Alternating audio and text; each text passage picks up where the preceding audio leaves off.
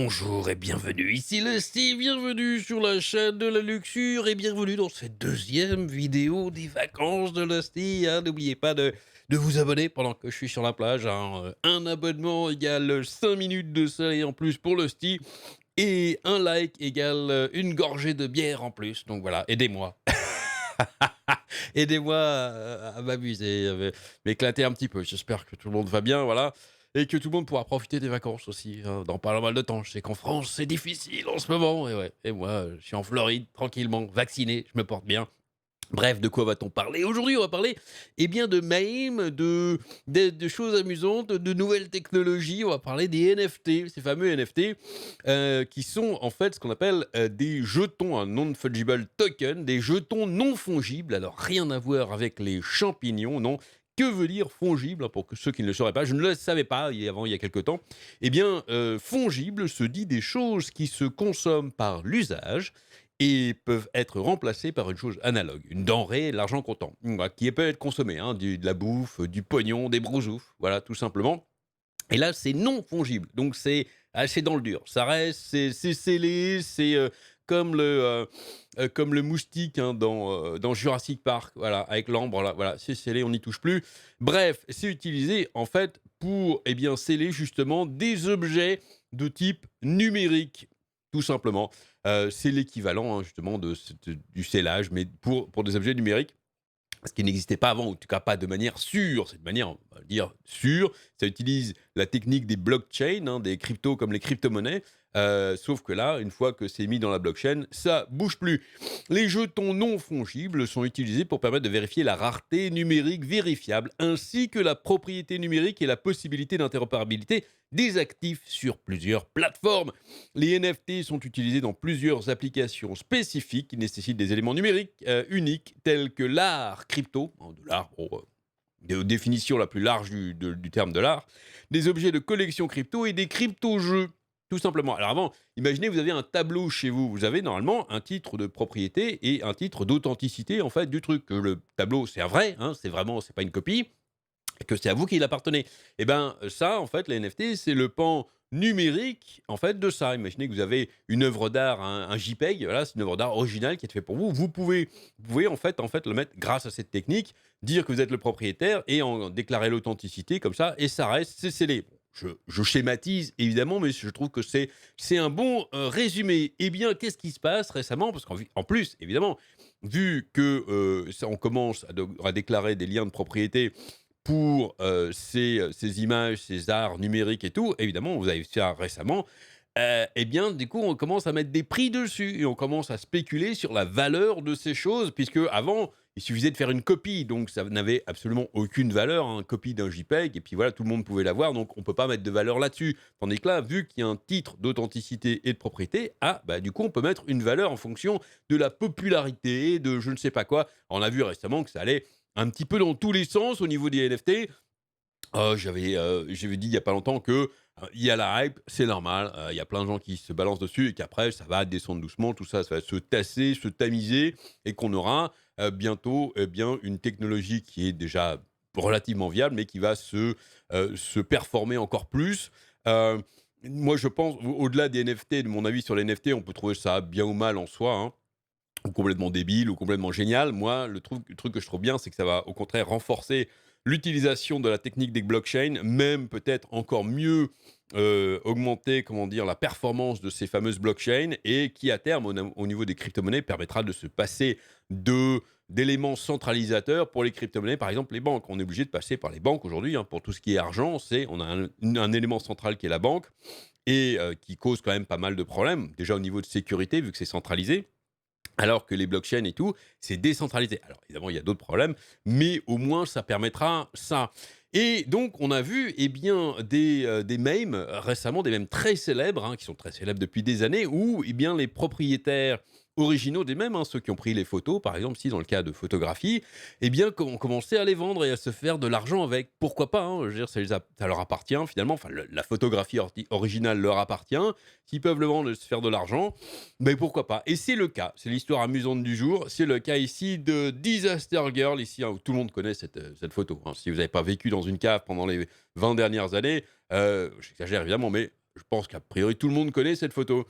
Zoé Rolls, maintenant diplômée de l'université en Caroline du Nord, prévoit d'utiliser le produit de la vente aux enchères de NFT de ce mois-ci pour rembourser ses prêts étudiants et faire un don à une œuvre caritative. Alors vous allez me dire, parce qu'elle a touché un demi-million de dollars quand même. Pour c'est un prêt étudiant. Alors les prêts étudiants aux États-Unis, c'est pas des prêts étudiants français. Hein. C'est pas juste je fais un petit prêt pour m'acheter un ordi. Non, non, c'est prêt pour financer l'intégralité de la scolarisation aux États-Unis dans des grosses universités très chères. En général, les mecs s'endettent pendant de très nombreuses années. Hein. Ils remboursent leurs dettes.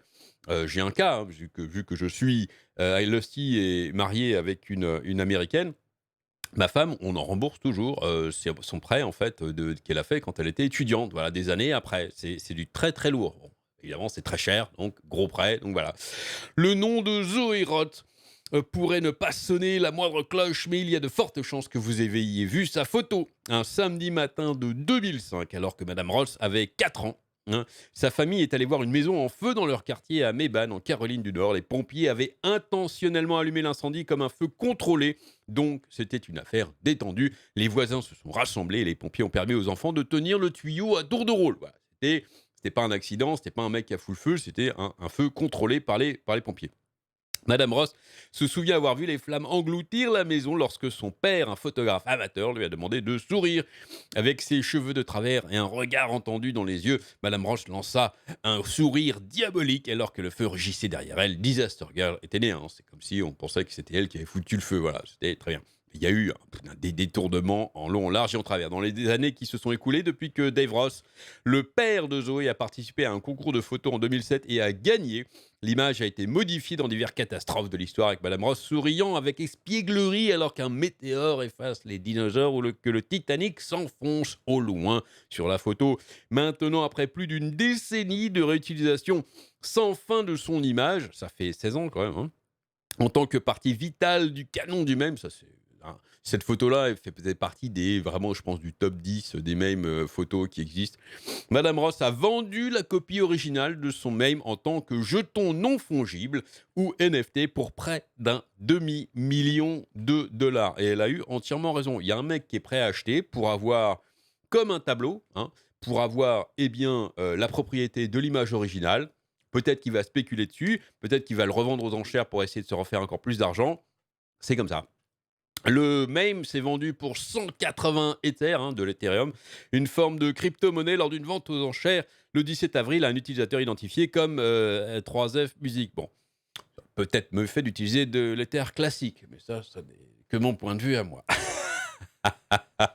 Comme pour toute devise, la valeur de l'Ether fluctue, mais jeudi, 180 Ethers est évalué à plus de 495 000 dollars. Je ne sais pas où ça en est actuellement le TH, là, l'Ether.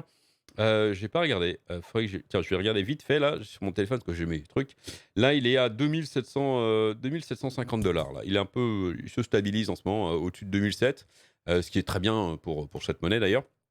Voilà, les Roths ont conservé le droit d'auteur et recevront 10% des ventes futures. Je pense qu'ils ont été très malins en plus là-dessus parce que c'est le genre de choses qui va s'échanger très vite. Autant des objets, du n'importe quoi. On a vu vraiment des trucs n'importe quoi. Les mecs prennent des photos de ses pieds et puis essaient de vendre ça en tant que NFT. Bon, on peut trouver ça débile. Autant ce genre de truc, ça peut prendre de la valeur très, très, très, très vite vu que c'est très connu et très utilisé. Donc, d'avoir gardé un petit pourcentage sur chaque vente, un petit billet à chaque fois, je pense qu'ils ont fait une très, très bonne affaire, hein. Papa Ross, il est bien, ou Maman Ross d'ailleurs, c'est peut-être elle aussi qui est je pense qu'ils ont bien fait le truc. Le marché des droits de propriété sur l'art numérique, les éphémères et les médias connus sous le nom de NFT explosent. Tous les NFT, y compris le même Disaster Girl que Madame Roth vient de vendre, sont estampillés d'un code numérique unique qui marque leur authenticité et stocké donc sur cette fameuse blockchain, un système de grands livres distribués qui sous-tend Bitcoin et autres crypto-monnaies. Voilà, c'est une technologie passionnante et magnifique et qui fera certainement le futur du monde sur les devises, sur les trucs et voilà, les banques, hein, beaucoup de banques, pas les grosses banques centrales, mais beaucoup de banques commencent à s'y mettre et c'est très très bien. Dans le même Hall of Fame, Disaster Girl se classe aux côtés de M. Arcade. Oh my god, oh bon, j'ai pas prononcer ça bizarrement. Une adolescente à queue de cochon posant avec des livres Goosebumps. Bad Luck Brian, Bad Luck Brian, immortalisé dans une photo grimaçante de l'annuaire avec des accolades. Et Success Kid, hein, c'est le fameux gamin avec le poing comme ça, magnifique. Un tout petit sur une plage avec un poing fermé et une expression de détermination intense. Dans une interview, ça va faire des émules, hein, tous les propriétaires de mèmes comme ça vont du coup essayer de vendre le leur. Dans une interview, Madame Ross a déclaré que vendre le mème était un moyen pour elle de prendre le contrôle de la situation dans laquelle elle se sentait impuissante depuis qu'elle était à l'école primaire. Avant de prendre la décision de vendre, Madame Ross a consulté Bad Luck Brian lui-même, et oui, son vrai nom, Cal Craven, et Lane Greener, la mère de Success Kid. C'est la seule chose que les mèmes peuvent faire pour prendre le contrôle, se souvient Madame Ross, lui a dit Madame Craven. Les mèmes de Disaster Girl se sont répandus dans le monde entier. Une fois, un groupe en Pologne a demandé la permission d'utiliser ce mème pour du matériel éducatif sur une langue autochtone mourante. Pourquoi pas? Quelqu'un au Portugal a envoyé à Madame Ross des photos d'une peinture murale avec le mème. Non, mais c'est parti vraiment partout, dans tous les sens. Et je trouve ça fantastique. Il suffit de l'adapter comme vous le souhaitez, dit-elle. J'adore les voir parce que je n'en ferai jamais moi-même. Mais j'aime voir à quel point les gens sont créatifs. Au fil des ans, elle a vu des centaines d'itérations de sa photo. Un partage l'été dernier lors de manifestations pour la justice raciale, faisait partie de ses favoris, a-t-elle déclaré. Une fois que c'est là-bas, vous ne pouvez rien y faire. Évidemment, par l'Internet. Une fois que c'est sur Internet, que c'est distribué, c'est terminé, c'est fini. On ne peut plus rien trop faire. Il trouve toujours un moyen de rester pertinent face à tout nouveau type de terribles nouvelles choses qui se passent. Alors j'ai ri de beaucoup d'entre eux. Pourquoi pas? En tout cas, hein, si grâce à ça, elle peut rembourser ses prêts étudiants et peut-être ses dettes et commencer dans la vie active avec zéro dette, ce qui est relativement rare aux US, franchement, bravo, hein, chapeau. Et puis après, peut-être se faire un petit pécule derrière hein, avec les ventes, bon, franchement, très bien. Madame Ross, aujourd'hui âgée de 21 ans, hein, la voici ici, est senior à l'Université de Caroline du Nord à Chapel Hill et étudie la paix, la guerre et la défense. J'étudie la paix, c'est bizarre ça. J'étudie la paix et la guerre. Ah bon, d'accord, c'est bien ça. Ouais, alors la paix, c'est bien, et la guerre, c'est mal. Voilà. Écoutez, pourquoi pas. Elle n'a jamais été reconnue comme Disaster Girl. Bon, c'est vrai qu'entre 4 ans et 21 ans, bon, on ne peut pas trop non plus reconnaître. Mais la plupart de ses amis connaissent sa notoriété. Les gens qui sont dans les mêmes et deviennent viraux est une chose, mais la façon dont Internet a conservé ma photo et la garder virale, la gardant pertinente, est tellement folle pour moi. Je suis très reconnaissante de toute cette expérience. Même ainsi, dit-elle, elle espère faire un jour quelque chose d'assez significatif pour déplacer Disaster Girl vers la deuxième page du résultat de recherche pour son nom. Ah oui, maintenant qu'il y a son nom qui est associé, si vous tapez évidemment son nom Zoé Ross sur Google, vous allez voir Disaster Girl immédiatement. Elle espère peut-être se faire un petit peu oublier, c'est normal, c'est son droit. Et petite parenthèse, hein, il serait bien que Google commence à faire des choses facilitant ce type de processus. Il y a des gens qui ont envie de se faire oublier et c'est tout à fait leur droit. Il faudrait que ça soit relativement facile à faire. Après avoir obtenu son diplôme, en tout cas sur Google, sur les moteurs de recherche. Après, dans l'esprit des gens, ça, c'est pas possible. Après avoir obtenu son diplôme, Madame Ross envisage de prendre une année sabbatique avant de poursuivre des études supérieures en relations internationales, pour aller dire donc que la paix, c'est bien et que la guerre, c'est mal. Elle a dit qu'elle ferait don de la fortune qu'elle a faite de sa ressemblance, qui est toujours sous forme de crypto-monnaie, à des organismes de bienfaisance et pour rembourser ses prêts étudiants, entre autres. Très bien. Quand elle est à la maison, elle passe souvent devant le terrain où tout a commencé et se demande si les habitants savent que c'est un endroit d'un mème célèbre, dit-elle. Les gens qui sont dans les mèmes n'avaient pas vraiment le choix, a-t-elle dit. Internet est grand. Que vous viviez une bonne ou une mauvaise expérience, vous devez juste en tirer le meilleur parti. Bravo. Pas mieux. Ben Lashiz qui gère les Ross et les stars d'autres mèmes. Ah, ils ont un gérant. D'accord, ça explique. Ok. Notamment Nyan Cat, Grumpy Cat, ça devient un métier, ça. Représentant de meme, c'est très bien. Avant, on avait donc les agents d'artistes, hein, les agents de chanteurs, d'acteurs, de joueurs de foot. Maintenant, on a les agents de meme. C'est excellent. Doge, c'est lui qui gère le Doge aussi. Success Kid, Ridiculously Photogenic Guys, a déclaré que ses clients, David Afterdance, ça c'est magnifique aussi, a déclaré que ses clients avaient cumulé plus de 2 millions de dollars de ventes de NFT. Encore une fois, il y a des gens qui sont prêts à vendre, qui ont de l'argent pour acheter ça, grand bien leur face, ils en ont certainement besoin.